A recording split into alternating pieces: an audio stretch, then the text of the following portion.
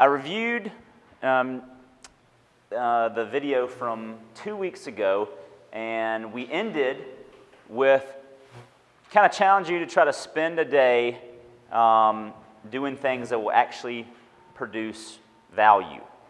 And that's where we ended. And we talked about the two kinds of busy. There was being all in, and then busy doing everything on the face of the earth. And while I was preparing last week for this, I realized that it's been 2 years since I read this book. I've got all kind of notes and scribbles in this. It's Getting Things Done by David Allen, The Art of Stress-Free Productivity. And for some reason, the timing wasn't right to dedicate, a month or two for business meetings or training about this process. But when I picked it up last week, I thought a lot of his ideas would be very appropriate to tie in today, as we're talking about tired of being busy. Because, not that I go on tour. Everywhere I go, every city I visit.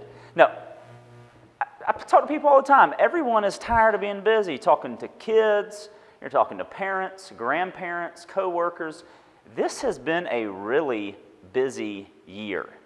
And I blame a lot of that on, Uber finally coming to Columbus, and Snapchat becoming so popular, and Instagram really starting to take off, as now we're just consumed by these things, and we're just so busy now. But if you look at it, there's kind of a new paradox of this millennium, and it's new demands and insufficient resources. I think part of the reasons we felt so busy this year is there's a demand all the time to go do something. And we mentioned 2 weeks ago, just picking up your phone, you can be busy until your battery runs out doing any kind of thing.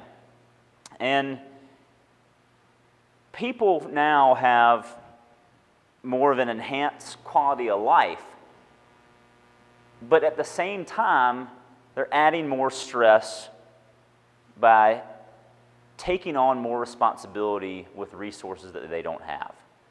And anytime I'm starting to feel stressed out that I've been too busy or I can't meet all the obligations or commitments I've made, I try to think about a mother, and then I think about a working mom in today's environment, and that's got to be the busiest person in the entire world, especially a mom with multiple small children.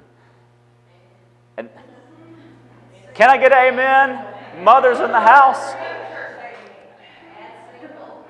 And so then I feel like, I can probably do a little better. But we're all busy, and Doc and Bruce said that chaos isn't the problem, it's how long it takes to find coherence. That's the real game. Communities talk about balance. You go to Uptown Columbus, for example. We've been talking about live, work, play. Communities talk about having a balance. You go to Old Town, you go to Serenbe. It's this balance between your lifestyle. You're in the country, but you're close to town if you want to go. Everyone's trying to figure out how to have a balance or coherence, because when we're out of balance, that's what really stresses us out the most. So, what do you think or believe is the greatest contributor to stress? And you cannot say Donald Trump. But what do you think? What do y'all think is one of the greatest contributors to stress? Competition, disorganization. Disorganization? Lack of time management. Lack of time management. Time. Inappropriately managed commitments we make or accept. It's that feeling when someone asks you to do something and you say yes, and you hang up the phone and say, I don't have time to, I don't have time to do. Now you're thinking of ways to tell them that you can't do it to get out of the commitment. And Carrie Gleason says that this consistent, productive preoccupation with all things we have to do is the single largest consumer of, as Daniel said, time and energy. It takes so much time to try to wrangle all those things we've committed to do in our mind and find a way to do them, when a lot of times it's not possible. So the question we're going to try to help you answer today is, what is the key to managing all of our stuff? And when I was growing up in the 80s, it was a trapper keeper. Everybody had a trapper keeper? That's how you manage all your stuff, right? Just put in the trapper keeper. It's done. It's managed. Now, it's the largest backpack. I don't know how these kids carry these backpacks to school now, but we're not talking about a specific thing, product. The key to managing all your stuff is learn how to manage your actions. Because you can't do a project. You can't say, I'm going to go clean up the yard. Well, you can't just go clean up the yard. You got to get the lawnmower out of the shed. You got to put gas in it. You got to empty the bag. You've got to push it or drive it. Then you've got to get the blower and blow all the grass and leaves. You've got all these things you have to do. You can't just do a project. You've actually got to do the actions related to that project. This is out of the book. This is a workflow diagram. And one of the reasons I haven't really talked about this a lot is I've been working on this for about a year and a half and trying to figure out how I could use it to help manage all the stuff I'm doing. And keep in mind, we all have the exact same amount of time. There's no more time left that you can add to a day. Lack of time is not the problem. The real problem is lack of clarity and definition of what the project really is and what the next action steps are required. So I want to give you an example. This happened last week. A good friend of mine called on this Friday morning and said, Reynolds, I just bumped into so-and-so. They own some commercial property over here, and they need to talk to someone. Would you be interested? I said, sure, give me their name and number, and I'll follow with them next week. He said, great, thanks. So, took out a blank sheet of paper, wrote down the name, phone number, and what it was about, and I dropped it in my basket. I've got a little inbox on my desk. So I did that Friday. I didn't look at it for the rest of the day because it's really not that urgent. They're not, they don't have to sell it right now. I don't have to call them immediately. So Monday after meetings, I start going through my inbox, and I pull it out, and I've got lots of other things in there. And it says so-and-so, their phone number, and where the property is located. So then I ask the question, well, is it actionable? Is there an action step to take? If no, we'll give you an example of no, but yes, this is actionable. I need to call these people and follow up. So what's the next action? Well, it's not a multiple step project. I just need to call these folks. So you ask the question, will it take less than 2 minutes? No, I need to do some research. I need to think about this and see what it was listed for. There's a little work I need to do. So no, it does not take less than 2 minutes. So I could delegate it. I could just give it to another agent to follow up with and move on. Or I could defer it. So I deferred it. I put it on my calendar to follow up with them on Wednesday morning. Well, not Wednesday. It was yesterday. On Tuesday morning, when I had time to actually talk to them about their property and their need.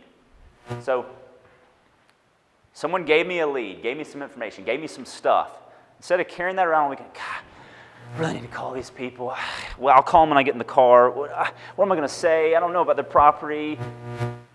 Just wrote down a piece of paper, threw it in my inbox, forgot about it until Monday. And then I go through all the stuff that's in there, and I figure out what to do with it. Another way of looking at that would be the same person called me and said, hey, if you ever run across 100 acres in Harris County, I'd really like to buy some hunting land. Okay, great. Then, yeah. Oh my gosh, 100 acres. I got to go do that right now. I got to find it. Is there a buy it? No, it's not urgent. Write his name down, throw it in the basket. When I have time to go through my stuff, what is it? Well, this person wants to buy some land. It's a prospect. Is it actionable? Not right now. Nothing really needs to happen right now. So I've actually got a folder that says someday maybe. I just stuff it in that folder because someday maybe that person's going to want to do something. Or I throw it away in the trash if the person's BSing me and just trying to be polite. And then the someday maybe, I don't just review that someday. That stuff that needs to happen someday, I review that at the end of each week to see if there's something I need to take action on the following week. And maybe I pull that out, and 2 weeks later, I take action, call the person up and say, hey, I was thinking about you today, and, are you really interested about going and buying 100 acres? Because y'all know there's a Chinese proverb that says, if you chase 2 rabbits, you will catch neither. And you can't chase 10 or 15 different rabbits all the time. So I've been using David Allen's workflow process to try and better identify what I need to do because we all have so many things going on. And this doesn't work all the time. Say and I were talking about things that need to get done at the house, and I was supposed to call a plumber because we've had some hot water problems. And you would think real estate people are really good about managing their own home, and a lot of us are really bad at doing that. I don't know if we're just tired at the end of the day. I was like, God, I've been talking to people, I don't want to deal with contractors. So I wrote down call plumber for these things. I didn't go through my inbox. And then 2 days went by, I was like, she said, did you call the plumber? Had every intention of doing it, but I never identified what the next action step was. All I had to do was just put it on my calendar to call the plumber, on Tuesday or whatever. So it's not perfect all the time, but being able to identify what the next action step is on just basic little tasks, that frees up a lot of the real estate in your brain, which is what stresses us out the most.